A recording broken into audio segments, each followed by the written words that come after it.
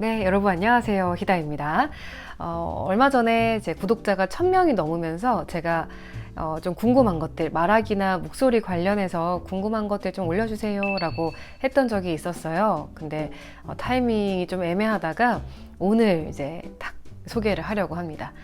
사실 아직 찍어야 될 영상 원고를 못 쓰기도 했고 네, 제가 거의 요새는 쪽대본이거든요. 왜냐하면 주말마다 이번 주말에는 또 아버지 생신이어서 울산에 다녀오는 바람에 미리 좀 준비를 못 했는데 아무튼 그쵸. 괜한 TMI였고요. 여러분 기다리신 분들이 좀 계실 것 같아서 오늘은 댓글로 물어보셨던 것들 좀 답변해 드리는 시간으로 가져보려고 합니다. 자, 일단 그 전에 최근에 올라왔던 댓글 몇 개만 좀 소개를 하면요. 제가 이제 브이로그를 올렸었는데 그쵸. 브이로그를 아직 저는 그 감을 좀 못 잡겠더라고요. 왜냐면은 사실 딱히 내 일상에 뭐가 재밌는 게 있나? 이런 것도 좀 있고요. 근데 제가 생각해 보니까 저는 평상시에도 되게 예쁜 어떤 순간이나 예쁜 자연이라든지 아름다운 노을 지는 하늘이라든지 기찻길에서 기차가 막 지나간다든지 이런 풍경들을 항상 짧게 영상으로 기록하는 걸 좋아하는 편이었거든요. 어떤 순간의 기록 삼아서.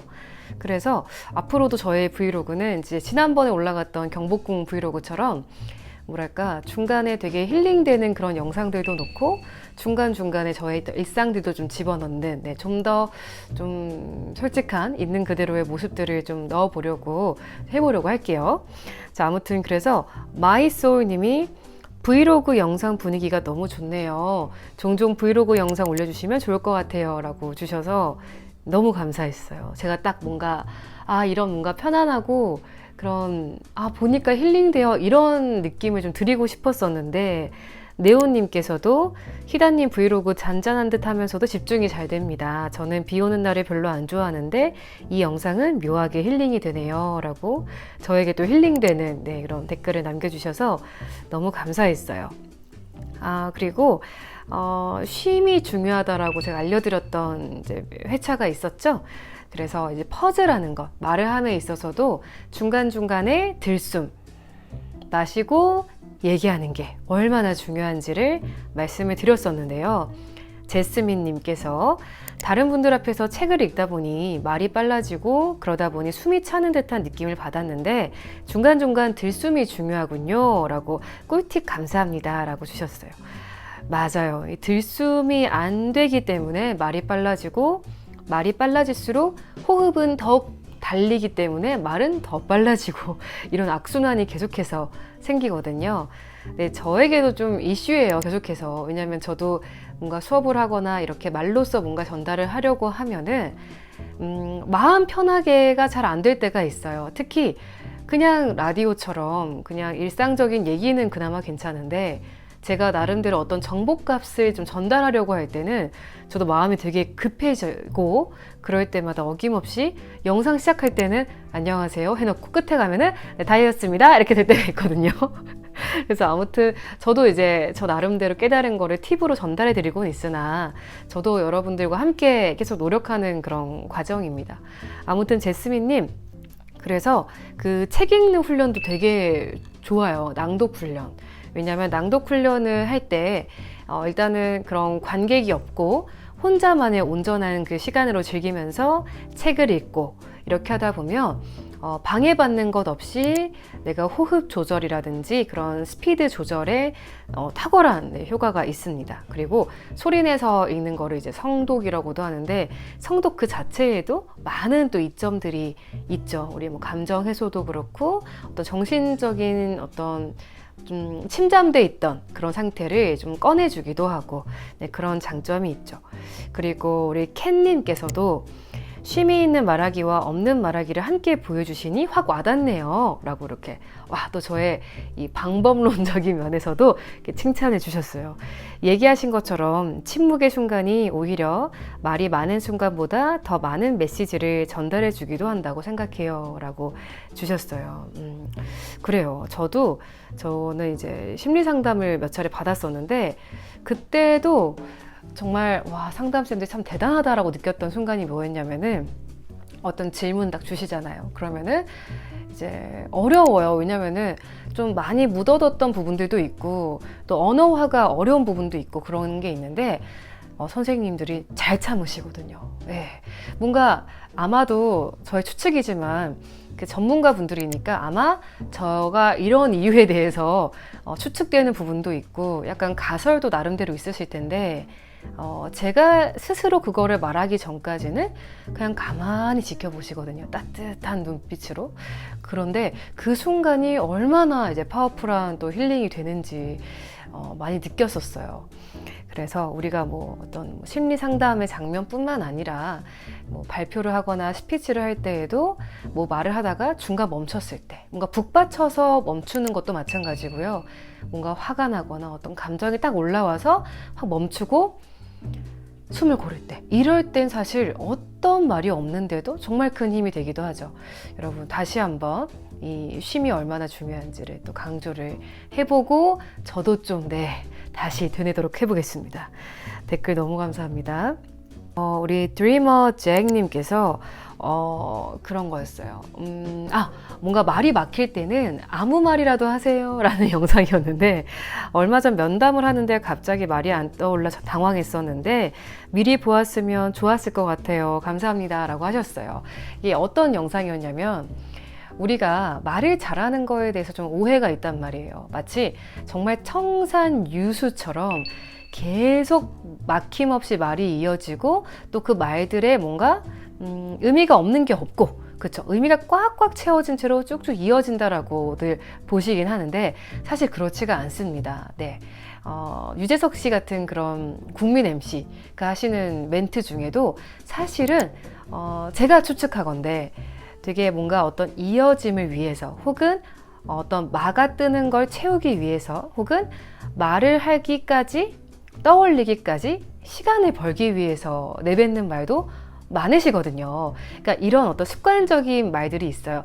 자, 그래서 우리가 지금 여러 가지로 많은 것들을 해오고 있었는데 이런 식은 사실 정말 많은 글자를 빠르게 말하지만 내용이 없잖아요. 그러니까 이 말인 즉슨 뭔가 질문을 받았을 때 바로 의미값이 100%인 말을 바로 뭐뭐입니다 라고 하는 게 아니라 그 앞에 약간 시간을 버는 것도 중요하다는 거죠. 근데 그 시간을 벌 때 다만 당황해서 하는 것보다는 적어도 저의 장단점에 대해서 물어보셨네요. 제가 생각하는 저의 장단점은요, 일단 좀 여러 가지가 있어서 한 가지라고 단정지어 말씀드리긴 좀 어려울 것 같지만 그래도 하나를 고르자면 이렇게 라도 시간을 좀 버는 게 중요한 거예요. 왜냐하면은 당황하지 않고 어떤 그 순간을 내가 어떻게 멘트를 채운다는 것 그 자체가 좀 담대하고 자신감이 있어 보이기 때문이죠. 아무튼 또 관심 있는 분들은 영상 한번 보시기를 바라겠습니다. 자, 그리고 인사할 때 그죠, 제가 당신의 목소리가 작은 이유? 이런 그 콘텐츠였던 것 같은데 인사할 때 밝고 큰 목소리로 인사하다 보면 하는 사람도 그렇고 받는 입장에서도 좋은 에너지가 느껴져서 기분 좋은 인상을 주는 것 같습니다 라고 주셨어요. 예, 정말 저도 공감하고요. 저는 모든 말이 결국에는 이제 에너지의 교환이라고 생각해요. 그래서 그 내뱉는 내용도 굉장히 중요하지만 저는 어떨 때에는 그 내용을 감싸고 있는 감정과 분위기와 에너지가 더 중요할 때도 있다고 생각을 하거든요. 예를 들어서 엄청 위로가 되는 말들인데 그거를 감정 표현 없이 네가 말하는 거 나 정말 뭔지 알 것 같고 고생했어 힘들었지 라고 하는 거랑 정말 감정을 담고 어떡해 괜찮아? 라고 하는 게 더 큰 힘이 될 수가 있다는 거죠. 마찬가지로 이제 인사를 하거나 그럴 때에도 우리가 인사를 하는 게 애초에 무엇을 위함이겠어요? 어떤 인간관계를 더 잘 맺고 좋은 인상을 주고 어떤 그 관계를 좀 더 좋게, 그쵸? 좀 더 막힘없이 만들고자 하는 부분이잖아요. 그렇기 때문에 이왕 인사할 거 안녕하세요 라고 하기보다는 안녕하세요 라고 하면은 돈도 안 들고 에너지도 크게 안 들지만 정말 큰 이점이 있는 부분이 있죠. 그래서 저도 되게 내향적이고 위축이 좀 잘 되는 편이거든요. 그래서 지금도 친구들하고 막 있을 때에도 어떨 때에는 나 지금 너무 아이 무드라고 대신 좀 말해줘 라고 한다거나 그럴 때가 많아요. 근데 그래도 제가 해야 될 때에는 초반에 약간 기선제압을 한다는 느낌으로 안녕하세요 라고 하는 편이긴 하죠. 그렇게 되면은 진짜로 마인드셋이 바뀝니다. 그리고 최근에 달린 너무 좋은 댓글이었어요. 마음과 말하기 콘텐츠였는데 따뜻하고 솔직한 이야기에 감사해요. 내가 성장할 때하고 비슷한 경험을 하셨네요. 40대 초반에 상담 공부를 하면서 많이 깨닫고 나 자신을 이해하고 보듬게 되었습니다. 아주 편해질 때까지 시간이 오래 걸리더군요. 발음을 하나하나 정성 들여 하는 것이 중요하다고 배웠어요. 고맙습니다 라고 주셨어요.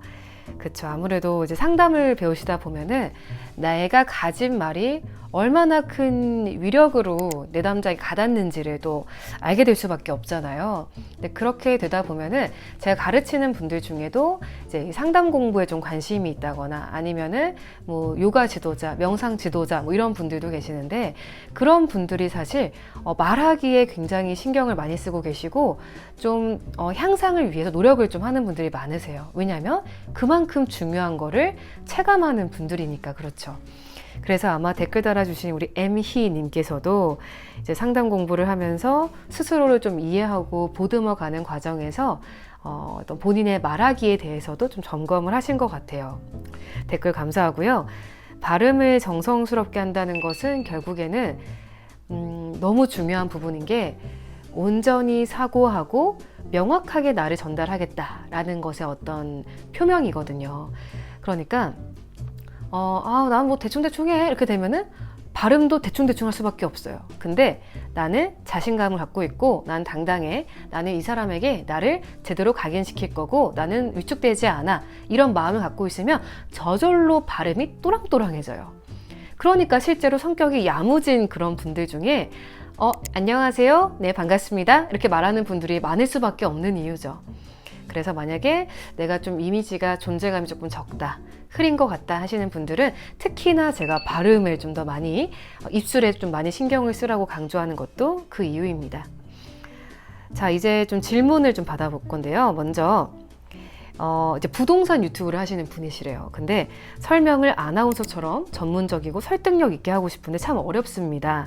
하다 보면 억양이 뾰족뾰족해져서 불안정한데요. 제가 말한 것처럼 완만하게 하고 싶은데 참 어렵습니다. 언제 올렸다가 언제 내리는지 알고 싶습니다. 라고 주셨어요. 굉장히 굳이 이제 분류하자면 좀 고급반, 심화반 질문인 것 같아요.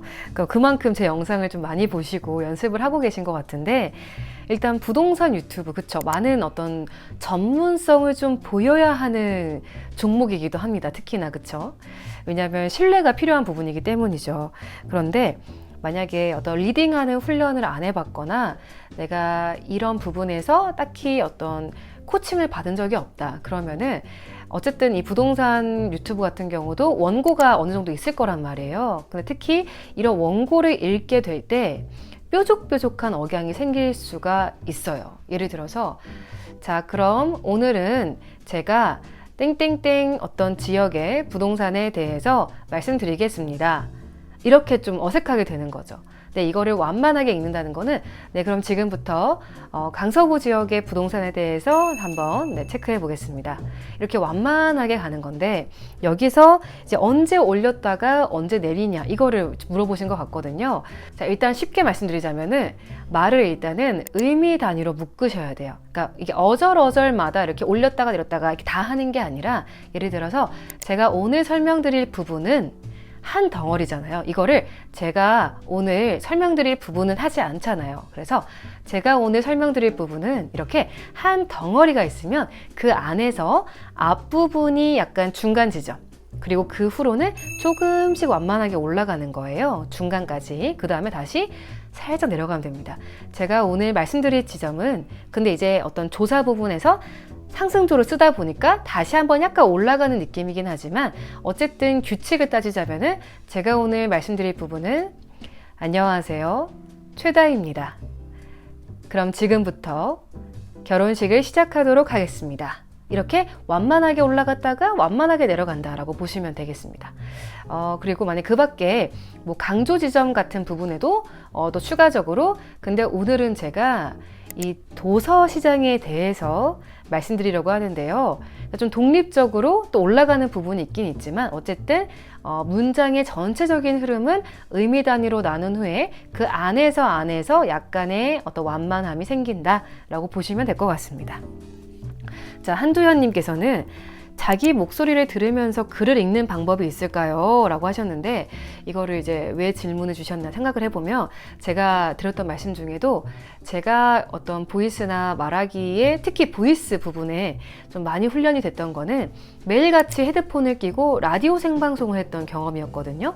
왜냐면 헤드폰을 끼니까 제 목소리가 바로바로 또 모니터링이 되고, 또 좋은 콘덴서 마이크가 방송국에는 있으니까 제가 호흡을 더 쓰고 울림을 더 쓰고 하는 게 즉각 반영이 되는 거죠. 그럴수록 더욱더 이제 강화가 되면서 목소리가 좀 더 좋아질 수 있었던 시간이었는데요.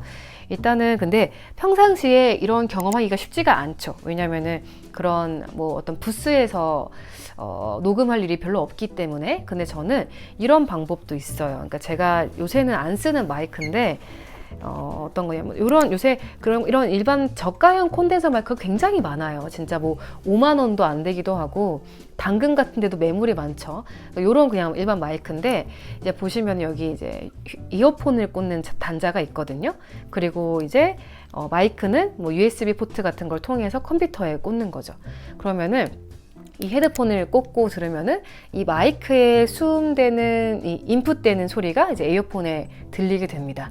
그러면은 정말 달라요. 왜냐면 여러분들 가수들도 물론 이제 무대가 시끄러운 것도 있지만 항상 인이어를 꽂고 노래를 하잖아요. 그런 것처럼 내 목소리도 내가 잘 모니터를 해야 되는데, 사실 나의 목소리는 조금 다르게 들리잖아요. 내부의 어떤 울림으로 인해서. 근데 이 이어폰을 내가 꽂으면서 마이크를 통해 모니터링을 하면은 내 목소리를 보다 더 잘 알 수가 있죠. 저는 그래서 이제 홈 레코딩을 할 때에도 거의 헤드폰을 대부분은 이제 끼고 녹음을 당연히 하게 됩니다. 자, 그래서 이렇게 나의 특히 마이크를 통해서 내 호흡, 내 울림 같은 거를 잘 점검하시면서 낭독하는 훈련을 추천드릴게요. 자, 그리고 몽글님께서는 어떤 거였냐?